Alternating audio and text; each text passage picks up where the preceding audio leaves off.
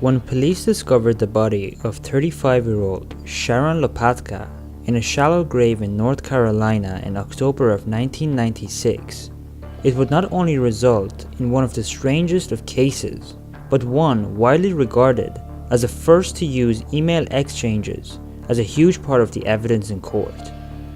At a time when the internet was just beginning to take its grip on the social consciousness, Lopata was eagerly exploring chat rooms, particularly ones that explored users' sexual fetishes and fantasies. Lopata's fantasies were a little wilder than most. She was looking for someone who would torture her sexually and then snuff out her life.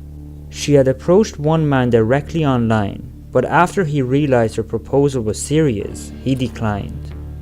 When Sharon propositioned a user by the online name of Slowhand, however, he agreed to her request.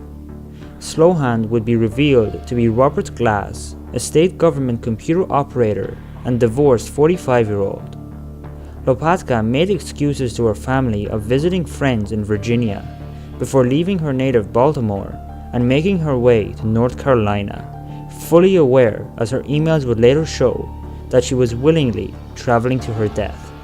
Sharon left a note for her husband stating that she would be happy and that he was not to go after the one who did this to her. When he filed a missing persons report, the police noticed the computer in the family home and requested if they could examine it. It was then that they discovered the emails essentially laying out the pair's twisted plot. An autopsy showed Lopata was strangled to death and Glass would be found guilty of voluntary manslaughter.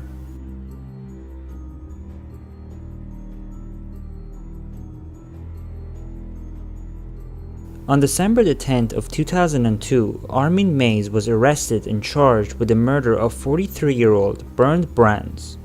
The police had him banged to rights. They even had the body of the victim, albeit cut into fillets and chops, with portions already devoured by Mays. The case would shock Germany and would be followed worldwide as one of the truly bizarre and disturbing acts of the young 21st century.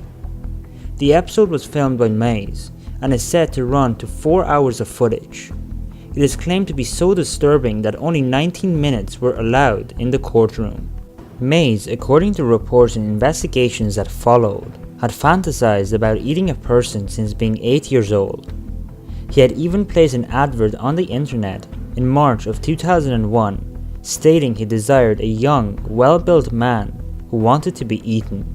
However, it was an advert placed by the eventual victim that Mays responded to when he noticed the title, "Dinner or Your Dinner," and the fact that the ad offered the chance to eat me alive. The two men would meet at the train station in Rothenburg and then retreat to Mays' isolated farmhouse. According to Mays, Brandt swallowed 20 sleeping tablets with alcohol and asked Mays to cut off and fry his penis so that they could both eat it. Mays did, and they ate, before Mays calmly went to run the now drowsy Brandt a bath before helping him into it. He would return periodically to check on Brandt's state while reading a Star Trek novel. Then, shortly before dawn, Mays stabbed the dying man in the neck before butchering and filleting his body, storing the cuts of meat neatly in his chest freezer. However, he would leave one piece out, a rump steak that was actually a piece of Brandt's back. He cooked it and ate it with princess potatoes and sprouts. Years later, from his prison cell, he would describe the taste as being like pork, but a little bit stronger. Mays was originally convicted of manslaughter in 2004, but was later retried and convicted of murder. He is currently serving life in prison.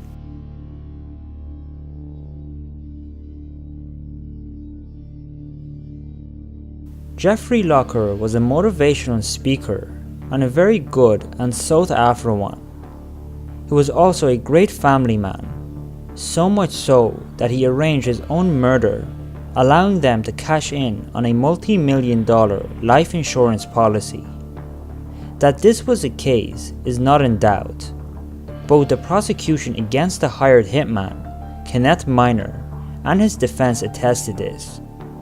What they argued over was whether Miner was a cold-blooded killer or whether Locker was a manipulative individual who used Miner to his own, admittedly tragic end. The killing occurred on July the 16th of 2010. By this time, Locker was deeply in debt. He had attempted to make a deal with a known career criminal from Harlem during a trip from his Long Island home.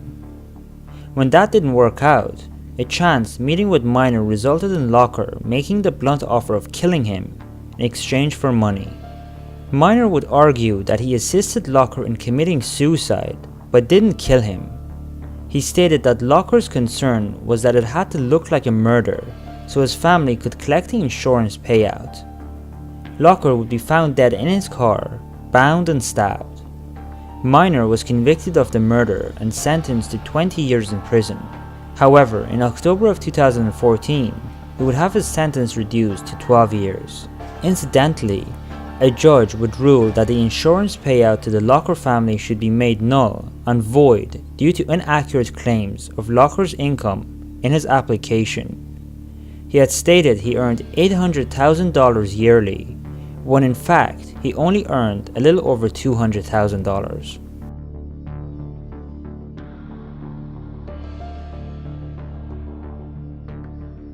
When 38-year-old Hiroshi Mai was sentenced to death in 2005, the judge of the Osaka District Court stated that his crimes had been particularly cruel and that there was a real unlikelihood that he could be rehabilitated, going further to say his acts were brutal, heartless, and devilish.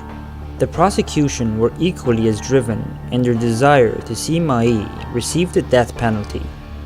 They insisted there was a genuine threat of Mai repeating his offenses, as he cannot control his sexual urges triggered by seeing a person being strangled and suffering. Between February and June of 2005, Mai would seek out vulnerable and suicidal people online, successfully targeting 3 individuals: a 25-year-old lady, a 21-year-old man, and a 14-year-old high school student. He would convince each one to enter into a suicide pact and then venture out into woodlands near the mountain ranges in Izumi, Osaka. The plan was to use charcoal stoves in the confines of a tent to induce carbon monoxide poisoning. However, before the deed was carried out, Mai would overpower his victims, strangling them violently before dumping their corpses. His defense would launch an appeal, but in July of 2007, Mai himself would retract it, stating he was guilty and wished to pay for his crimes. He was hanged 2 years later, in July of 2009. So that's it for this week's video. Thank you so much for watching, and I really hope you enjoyed it. If you did, make sure to leave a like. Until the next video, goodbye.